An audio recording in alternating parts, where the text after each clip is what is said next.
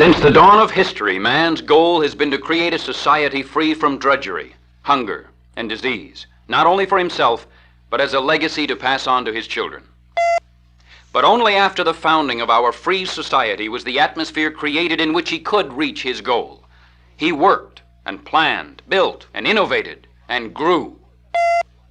Eventually, he was able to provide not only the necessities of life for himself and his children, but he could dream of acquiring some of the luxuries as well. Has man's dream of his children's future ended in a nightmare?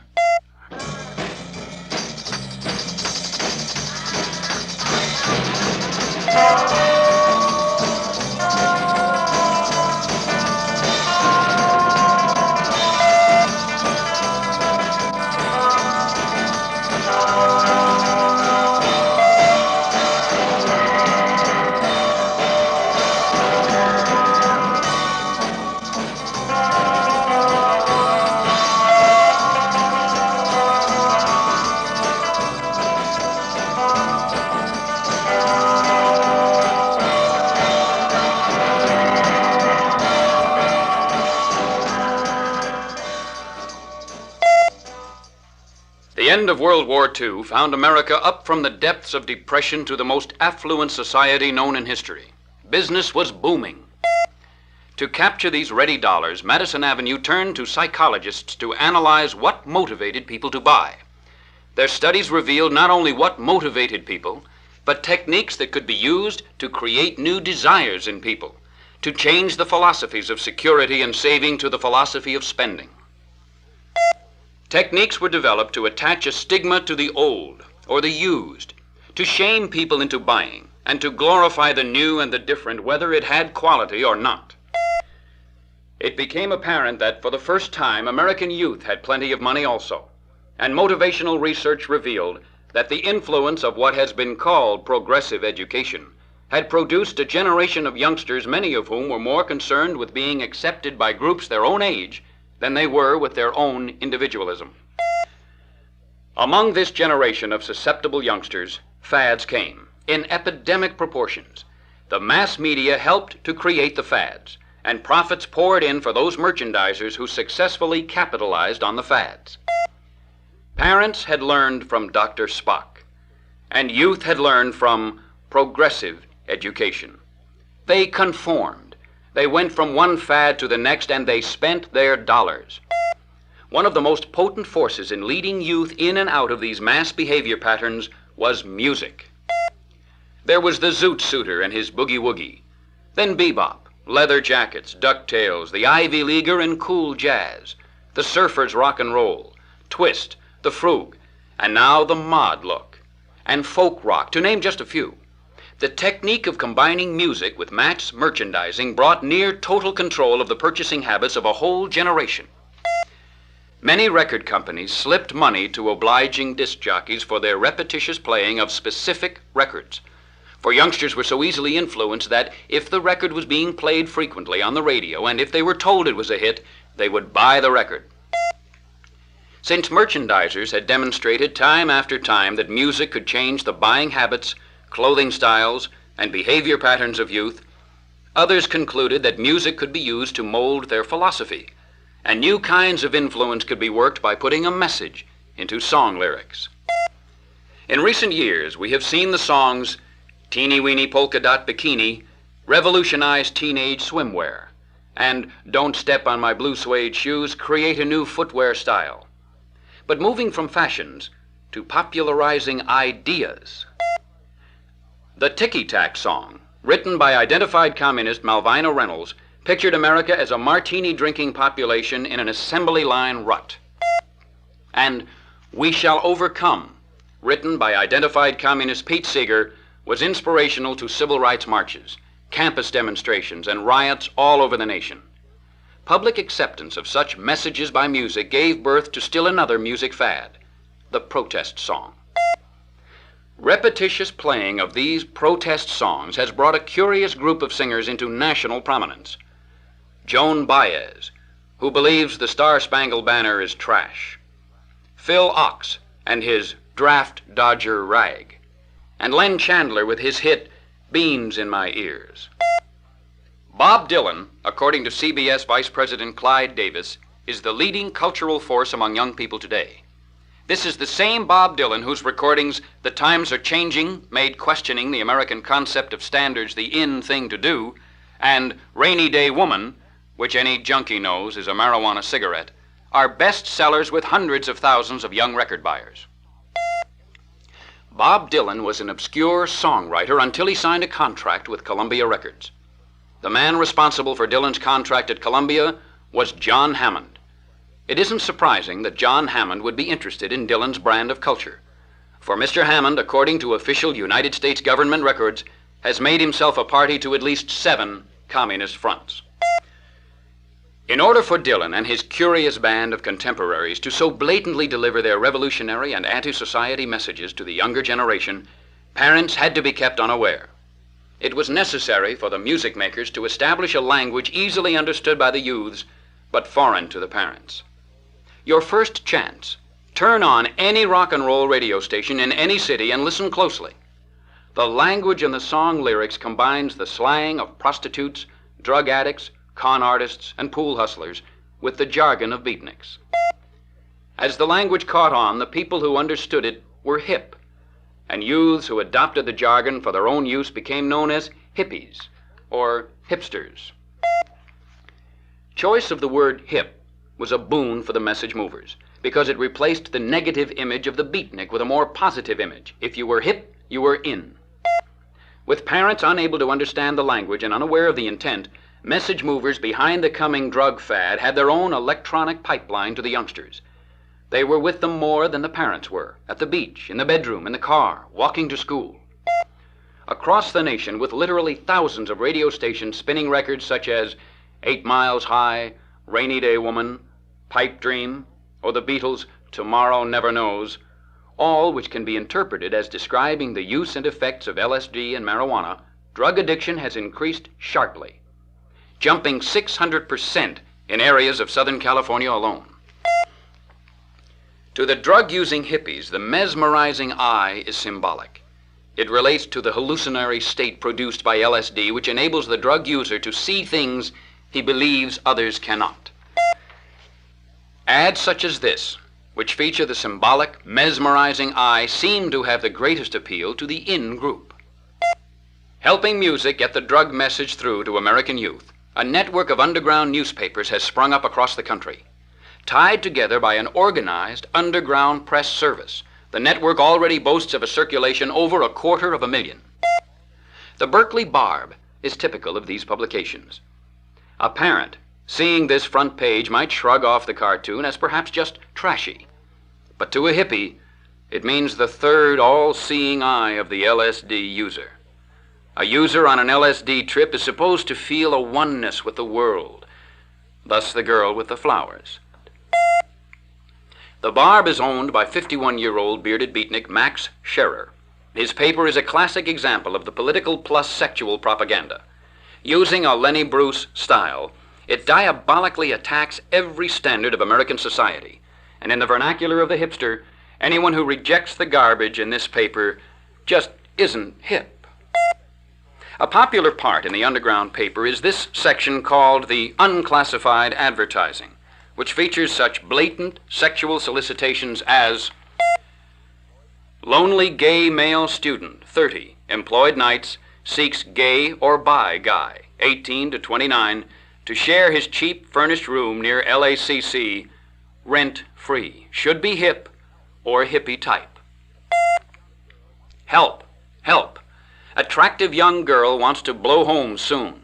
Real swinger needs financial help to move to strip. I am selling some very unusual nude pics of myself to finance my move. As I get to know you better, pics get better. Male disciple, 30, pleasant and eager, seeking aggressive, domineering female disciplinarian. Repeat, female only. From all directions, youngsters are on the receiving end of a barrage of obscenities and subversive material by the printed word, and of double entendre and off-color lyrics in music. What's the result? Simply that homosexuality, wife-swapping, masochism, and premarital relations are made to appear to be as natural as a child's craving for ice cream. It is small wonder, then, that young hippies are attracted to organizations like the Sexual Freedom League, headed by Jefferson Polland, who is also a member of the International Workers of the World, one of the oldest communist fronts in America. To understand how degenerate the sexual freedom clubs are, one has only to read such articles as this in the Berkeley Gazette community paper, which describes a police raid on a club party. This one was held in an old house on Berkeley's Telegraph Avenue, directly across from Willard Junior High School. The story reports that the two youths last week said they heard about the party several weeks ago and paid $1 each upon entering. They said they were told at the door there is plenty of liquor inside and it is all free. Their first encounter was with a woman who wore nothing but a blouse and was being chased by several nude males. The two decided to go upstairs to get away from the nudes, they told police. They opened a door to find a bedroom with wall-to-wall mattresses over which several small infants crawled. A couple was engaged in intercourse, they said, oblivious to the children in the room. When the 16-year-old girl came out of an upstairs bathroom, she was accosted by several nude males, she said. The boy and girl said there also appeared to be homosexual activities. This incident is not a unique or isolated situation, but is often encountered during routine police investigations. After a while, sex for the young hippie fails to provide the desired stimulus, and he is told he is suffering from sexual inhibitions. To eliminate this, he is advised to turn to grass, weed, pot, tea, or rainy day woman, each of which simply means marijuana. The thrill of marijuana is short-lived, and the hippie is then advised to drop acid and vibrate, hipster language to describe sexual relations while under the influence of LSD. Lysergic acid, or LSD, is sending many youngsters over the brink and into psychoneurotic institutions from which many of them may never return. To those who do not go over the brink with LSD, the next narcotic in drug escalation is speed, or crystals, hip names for the dangerous drug methadone. This drug is mainlined, injected into the main veins of the body. But as any real hipster knows, you're not really grooving until you've tried smack. What this means in plain language is that to drug users, heroin is still the ultimate. This is an ad for Mellow Yellow, made from the scrapings of banana peels. Although the Federal Food and Drug Commission stated that there are no traces of any harmful drugs in these scrapings, Mellow Yellow plays an important part in the drug picture. Most young people know of the tragic after effects and thus have a psychological barrier against taking drugs. But the naive, inexperienced youth, eager to enter the much publicized world of the hippies, can send for his own Mellow Yellow instructions to experiment with. He experiences no effects from it, but he thinks he is taking drugs. And once the barrier is breached, it is easy to substitute the real thing for Mellow Yellow. The legal representative for the promoters of Mellow Yellow is Hallinan & Sons of San Francisco. Vincent Hallinan, the father, a millionaire Marxist and propagandist for Fidel Castro, is shown here attending a civil rights rally in San Francisco. But how does the tune-in, turn-on, and drop-out message get to the kids? Through record albums such as this one, manufactured by Epic Records, a subsidiary of CBS Incorporated. To comprehend the spreading growth of the hippie movement, let's look at a few examples. This is Ramparts magazine, an expensive left-wing publication for the young pseudo-intellectual. Until recently, its Hate America gobbledygook was so obvious that the magazine was rejected by the majority of college students. The magazine's mysteriously financed $1 million a year budget helped bring graphic arts recognition. But a circulation of only 74,000 by October 1966, even after a costly 2-year major advertising campaign. Apparently, it was the nationally ballyhooed riot of teeny boppers and hippies on the Sunset Strip which boosted Rampart's circulation. This exploitation of the new generation and other student-related muckraking stories shot Rampart's circulation to nearly 220,000 by March 1967, just 6 months later. Robert Scheer is managing editor of Ramparts. He is purported to be the most articulate spokesman of the New Left, and is noted for his ability to motivate University of California at Berkeley radicals in carrying out their much publicized demonstrations. When Scheer ran for Congress in November 1966, his campaign was run by Carl Blois, an admitted communist, a reporter for the communist newspaper People's World, and now its Washington, D.C. correspondent. The type of philosophy supported by Scheer has motivated other activists in the past, such as this fellow member of the Fair Play for Cuba Committee. The Sunset Strip riot of young hippies and their teeny bopper idolizers focused national attention on the alarming increase in drug usage by young people. In April 1967, Caltech, home of the Jet Propulsion Lab, conducted a survey to determine how many of its student body were using drugs. 90% of the student body participated, and 20% admitted they were using drugs, the majority having just started within the last few months. It would appear that even some of our future scientists want to be hip. At Stanford University, we can see the influence of drugs by reading the words painted on this board. When the long hair of Stanford's New Left student body president David Harris was shaved by fun-loving fraternity boys, the New Left posted these signs all over the campus. The signs went uncontested by fraternity men who, in terms of the hipster vocabulary, blew their cool. A visit to San Francisco State College campus is like a journey into an opium den with its clientele plotting the overthrow of our government. This was taken off the bulletin board in the main hall of the college. It calls for volunteers to serve with the Viet Cong and to give medical aid to communists wounded by our American soldiers who are opposing their infiltration of South Vietnam. The slant of lectures at San Francisco State Experimental College must be interesting to hear when bulletin boards carry warnings like this against the FBI. As a result of the Sunset Strip riots, the hippies have become big business in TV programming. The programs, promised big audiences, are ready to capitalize on the degradation of youth. And drug advocates such as Dr. Timothy Leary, the former Harvard professor, will gladly tell nationwide audiences how to tune in, turn on, and drop out. And as long as his advice is taken by his audiences, but not by his public relations people, his lawyers, the major TV networks, or the national magazines that thrust him into national prominence, he'll continue to see gold rather than that psychedelic art on his personal trips. This profit to him, of course, is no solace to the parents of young drug users who have gone blind, or been committed to mental institutions, or become suicide statistics after following Dr. Leary's advice. Not only TV, but magazines, newspapers, and radio shows are cashing in on these social dropouts.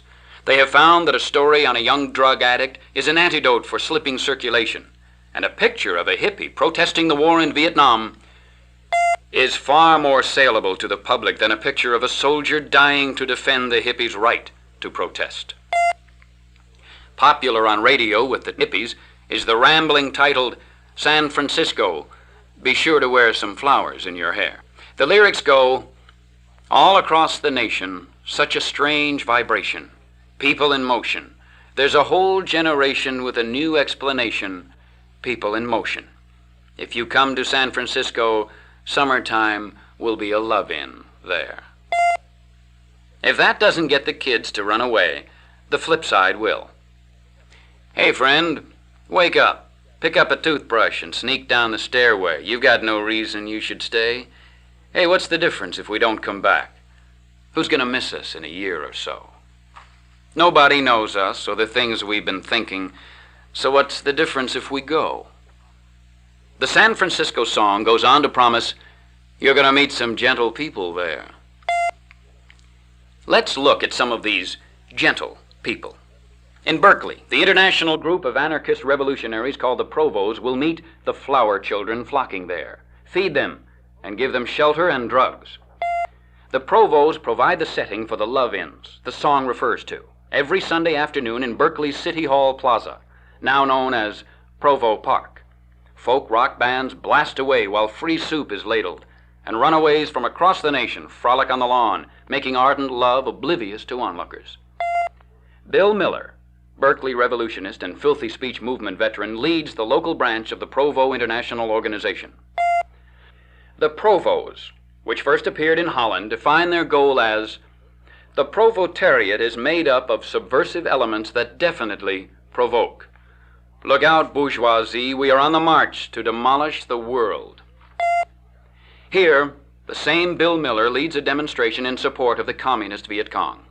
Other leaders shown here are Mrs. Robert Scheer, wife of Rampart's editor, and communist Steve Cherkos of the Red Chinese Aligned Progressive Labor Party.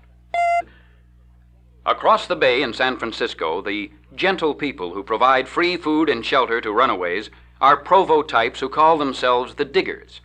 This name is derived from a group of communists in England who tried to establish communal living there. The Diggers are composed of a strange combination of anarchists, black power advocates, pacifists, Leary-type drug dropouts, and the San Francisco Mime Troupe, a group of amateur actors who have gained notoriety for their vulgar and obscene shows. Let us look at some of these flower children who flock by the thousands to San Francisco.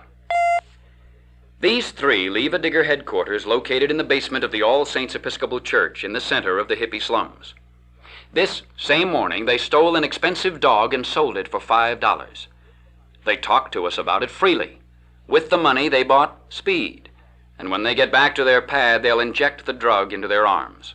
The boy boasts of his recent bad conduct discharge from the Army for refusing to serve in Vietnam, and he has the date of his first LSD trip tattooed on the back of his hand.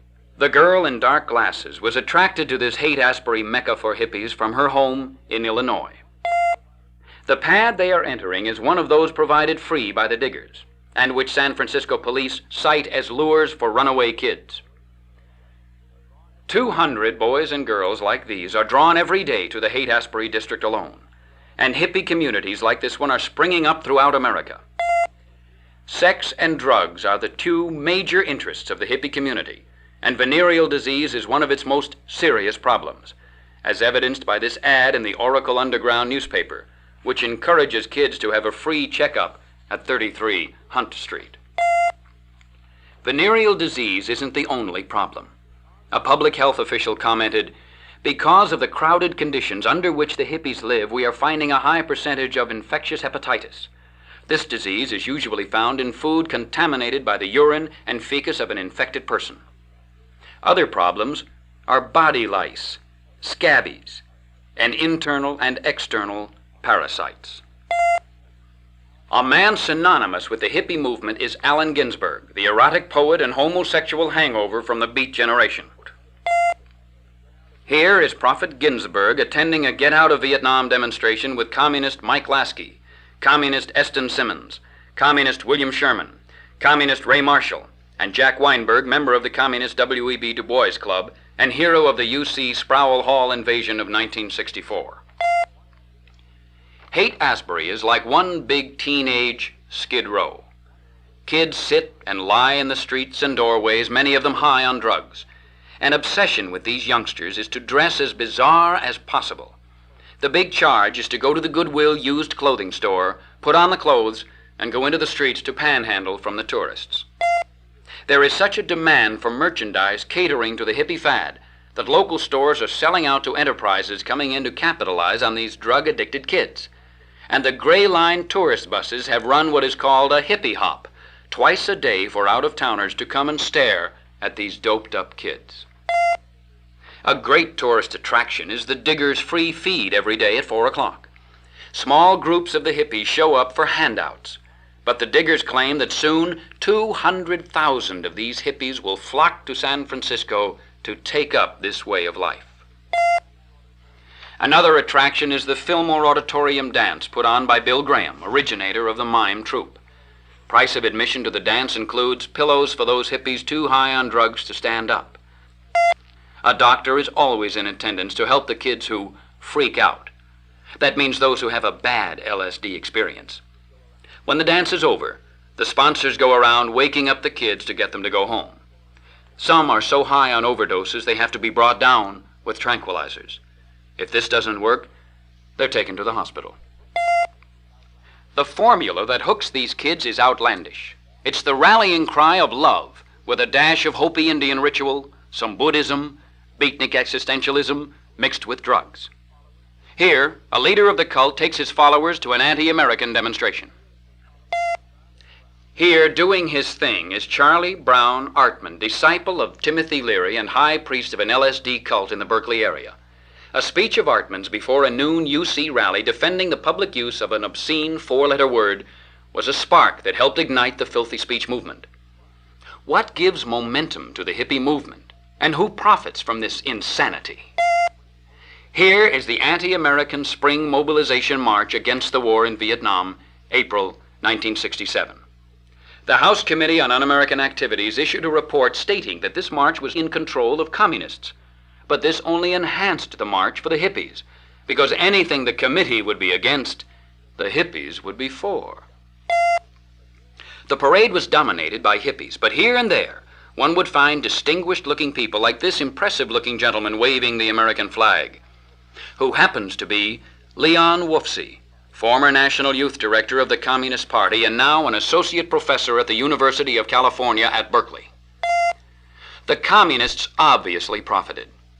Here you see communist writer Sam Kushner along with party member Steve Murdoch, both staff reporters for the People's World, and obviously thrilled by the 80,000 marchers that paraded up Market Street in San Francisco, furnishing valuable propaganda for the Communist Party. Here is communist photographer Harvey Richards, father of UC student activist Paul Richards, shooting movie film of the march. Investigators learned that thousands of feet of propaganda film left by jet that night for Hanoi. Providing guards for this curious group of demonstrators are the Citizens Alert Patrol from Watts, California. This group was originally formed after the Watts riots by a group of leftist organizations to follow police and observe so-called police brutality. The San Francisco headquarters for the Citizens Alert Patrol is in Glide Memorial Church at Ellis and Taylor, where such wild hippie happenings have taken place that the police have had to raid the church on numerous occasions. The annual budget of this church is $385,000, with 5 full-time clergymen and 14 employees on the staff. This is also the headquarters for the Glide Foundation, worth $7.5 million, and whose director is Reverend Donald Kuhn, also founder and supporter of the Council for Religion and the Homosexual. The fact that left-wing radicals could pack Kezar Stadium with 65,000 people, as shown in the propaganda films, must have a demoralizing impact on our men in Vietnam. Even though the event included several prominent Negro names among the speakers, such as Julian Bond and Mrs. Martin Luther King, few Negroes participated in the demonstration. The most popular book sold to hippies at this infamous demonstration was Mao Zedong's Red Guard Manual. The man looking at our camera is J. Frank, member of the Communist Progressive Labor Party, which is calling for blood in our streets now. This man is dressed in the uniform of the Chinese Red Guard and is also a member of the Communist Party, Marxist-Leninist from Watts, California, and is also selling the popular little red book. Among many young Americans, being defiantly anti-American is strictly in vogue. This young girl sitting in the stands is dressed in the highest fashion. She's wrapped in an American flag, violating both it and her country. The girl standing next to her is a well-known New Left activist, Arlie Tim. And next to her, the progressive labor communist publication, Spark, is being sold by a young man dedicated to the overthrow of our government. Buttons are big business among the hippies. One of the fastest sellers to these customers who claim they are the love generation was a button that read, "Lee Harvey Oswald, where are you now that we need you?" And for those who wanted to get the party line direct from Moscow via Communist Party USA, this booth sells subscriptions to the Communist People's World. While the communists might not be the instigators of the hippie movement, like the dope pushers, the pornography publishers, the filthy record makers, the money-hungry TV sponsors, and even the anti-American lapel button manufacturers, they're cashing in for their own special benefits from the debasement of American youth. Responsibility for this debasement lies in many places. First, in the overly permissive upbringing of our youngsters and the progressive education they were subjected to, making them political and emotional cripples. Part of the blame lies with greedy politicians who, seeing that soon 52% of Americans will be in the under 25 age group, coddle, cater to, and exploit these young people. But guiltiest of all are the parents who don't want to see, who will not say no to their children even when the situation demands it, who, rather than risk losing their child's approval for a day or a week, would rather risk losing the child to drug addiction and moral corruption. Perhaps you haven't seen the Skid Row in which the hippies lived, the underground literature, or hippie riots. But you can turn on your radio, turn to the teenage music stations and listen for yourself. For this is the pipeline into every American home. Listen to the lyrics. Decipher the language. You'll say, it couldn't mean that. But it does mean that. This is the steady diet of our young people, fed to them by radio, TV, records, underground papers, direct mail, magazines, street talk, and the in crowd. Not just in isolated areas, but given to American youth in towns and cities across the country. Parents complain that they aren't able to talk to their children. Well, someone is talking to them, and the children are listening and keeping time to what's being said and memorizing the words and singing them and dancing to them and reacting. Thousands are being drawn into this nightmare world of the hippies and become zombie-like vegetables. This is one fad that doesn't end tomorrow. These kids are hooked, most of them to stay, and thousands more are being taken in. In October 1965, the communists staged a demonstration at Berkeley, California, and shocked the nation by managing to attract 13,000 people. In April 1967, they brought in 80,000 people. How many will be there next time? It's your children who are the pawns in the game, and the solution is your responsibility. There are so many young people who have, so far, resisted this tragic onslaught. But how long can they continue to resist? Young America is the future America, and no nation with a generation of dope users can remain strong or even remain free.